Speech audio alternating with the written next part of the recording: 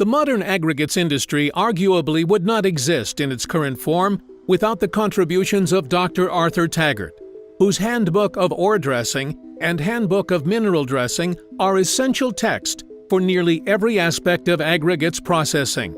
Even 54 years after his death, nearly every piece of equipment involved in the processing is based on Taggart's research. Taggart spent some of his early years at Stanford, where he received a Bachelor of Arts in 1909 and an engineering management degree in 1910. Taggart took to mining early, gaining experience as a machine operator, mill sampler, and surveyor at different mines in the western United States. During one stretch of his early career, Taggart even worked in Bolivia in mine development.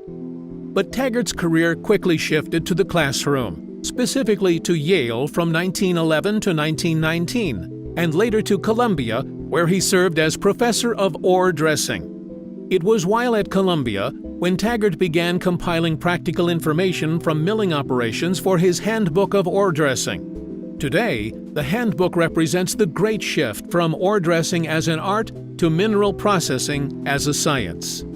None of Taggart's descendants are involved in the aggregates industry today, but his remaining grandchildren own their own copies of his handbook, and they treasure it. As Christopher Taggart Hall, a grandson, recently said, "None of us are mining engineers, but even to the lay observer the handbook seems like a monumental work. To think that it was largely his original thinking and that many of the processes and devices described in detail were of his own design is even more impressive."